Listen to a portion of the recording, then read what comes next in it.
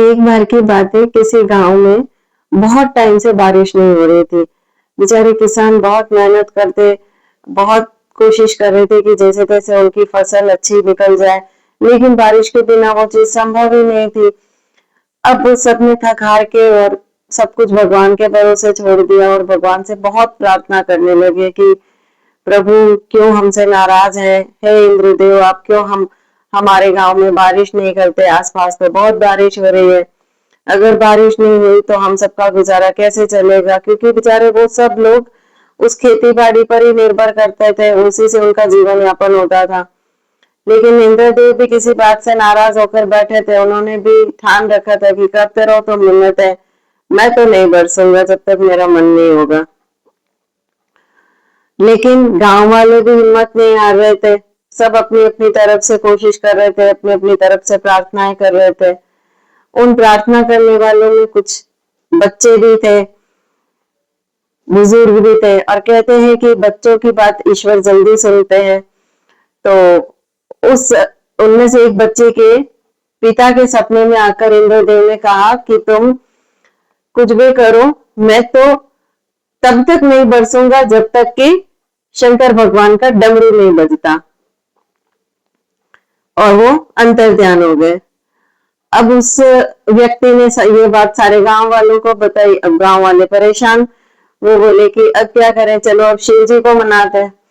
तो सब शंकर भगवान को मनाने के लिए मंदिर पहुंचे और अपने अपने तरीके से प्रभु को पूजा अर्पण करने लगे। उनसे निवेदन करने लगे कि प्रभु आप डमरू बजा दीजिए ताकि इंद्रदेव जो है वो हमारे गांव में वर्षा कर दे। और उधर इंद्रदेव ने पहले ही शंकर भगवान को कहा कि महादेव डमरू मत बजाना, मैं तो उन गांव वालों से नाराज हूँ, इसलिए मैं तो सोच रहा हूँ अगले 10-12 साल तक वहां बारिश ही ना करूं, ताकि उन लोगों को पता चले कि वर्षा का क्या महत्व है, जल का क्या महत्व है। कुछ समय पहले तक ये लोग जल की बहुत बर्बादी करते थे। तो महादेव ने भी कहा कि चलो ठीक बात है, जो प्राकृतिक संसाधन है जिसमें जल तो सबसे ज्यादा जरूरी है, और अगर उसका इन्होंने अपमान किया तो इनको भी कुछ ना कुछ सजा तो मिलनी चाहिए। तो ठीक है, मैं तो डमरू नहीं बजाऊंगा, कोई बात नहीं। अब गांव वालों की मेहनत भी विफल हो रही थी और उनकी प्रार्थनाएं भी खाली जा रही थी, लेकिन किसी को कुछ समझ नहीं आ रहा था। अब सब जने सब कुछ छोड़ छाड़ के और अपने अपने घरों में जाके बैठ गए कि कोई बात नहीं, अगर भूखे मरने ही लिखा होगा तो कोई सही, अब क्या कर सकते हैं, हम तो जितनी प्रार्थना कर सकते थे कर ली, जितनी मेहनत कर सकते थे कर ली, कर्मों में भी कोई कमी नहीं रखी। तो सब गांव वालों ने अपना अपना काम छोड़ दिया कि इतनी मेहनत करने से मतलब क्या है, खेतों में दिन रात पसीना बहाएं, लेकिन बारिश तो हो ही नहीं रही है, तो बिना बारिश के तो फसल होगी ही नहीं, इसलिए हमें तो ना मेहनत करनी है ना कुछ करना, और जब बारिश होगी तभी मेहनत करेंगे। लेकिन एक व्यक्ति था जो फिर भी रोज खेतों में जाता, रोज मेहनत करता, अपने कर्मों में कोई कमी नहीं होने दे रहा था।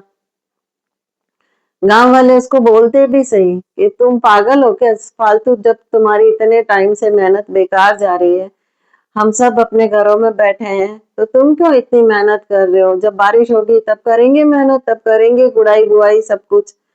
बोले कि नहीं, क्या पता कल ही शंकर भगवान डमरू बजा दे, कल ही बारिश हो जाए, तो हमें अपनी तैयारी तो रखनी चाहिए। कि बजा दिए डमरू, इतने टाइम से तो बजाए नहीं, इतने टाइम से बारिश आई नहीं, अब तुम्हारी मेहनत से आज के आज कल के कल ही आ जाएगी।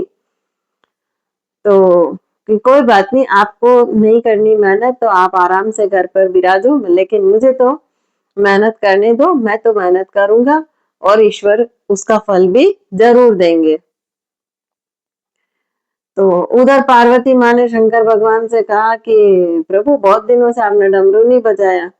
कि अरे मुझे इंद्रदेव मना करके गए, ऐसी ऐसी बात है। कि प्रभु वो तो ठीक है, लेकिन गांव में एक किसान जो है वो प्रतिदिन बहुत मेहनत कर रहा है, और उसका ये मानना है कि अगर मैंने मेहनत करना बंद कर दिया और कहीं खेती करना ही मैं भूल गया तो फिर बारिश भी हो जाए, डमरू भी बज जाए, फिर भी मेरे को तो खेती करना आएगा नहीं। तो मेरा और मेरे परिवार का गुजारा कैसे होगा? तो इसलिए वो तो बराबर खेती कर रहा है। तो कि ठीक है, अच्छी बात है, करने दो, कभी तो उसको फल मिलेगा। अरे प्रभु, उसको तो फल मिलेगा, पर आप भी इतने टाइम से डमरू नहीं बजा रहे हो, आप डमरू बजाना भूल गए तो महादेव को लगा कि अरे माता तो बात तो सही कह रही है। मतलब हाँ पार्वती, तुम बिल्कुल सही कह रही हो, चलो मैं आज ही डमरू बजाता हूँ। अब उनको जल के अपव्यय की भी शिक्षा मिल गई होगी कि पानी व्यर्थ नहीं बहाना चाहिए, और अब मेरा डमरू बजाना भी जरूरी हो चुका है। तो भगवान ने तुरंत डमरू बजाया, इधर बारिश हुई, और जो किसान रोज मेहनत कर रहा था, सबसे अच्छा सबसे बढ़िया फल उसी को मिला। इसलिए ईश्वर कब आपकी प्रार्थनाओं को स्वीकार करके कुछ चमत्कार कर दे, हमें पहले से नहीं पता होता। बस हमें अपने कर्म, अपनी आस्था, अपने विश्वास पर पूरा भरोसा रखना चाहिए, और ये बात हमेशा याद रखनी चाहिए कि हमें कभी ये नहीं सोचना चाहिए कि हमारी प्रार्थनाएं बेकार चली जाएंगी या बेकार जा रही हैं। नहीं, वो सब भगवान के दिमाग में स्टोर होती रहती है, और हो सकता है हमें कोई बहुत बड़ा अच्छा फल मिलने वाला हो, इसके लिए ज्यादा प्रार्थनाओं की जरूरत हो, थोड़े ज्यादा कर्म की जरूरत हो। जैसे ही भगवान के यहाँ वो स्टोरेज फुल होगा और हमारे पास अच्छे कर्म फल की बारिश ईश्वर जरूर करेंगे। इसलिए कर्म करते रहिए, ईश्वर पर विश्वास बनाए रखिए, प्रार्थनाएं करते रहिए, खुश रहिए। बाय बाय, टेक केयर, जय हिंद।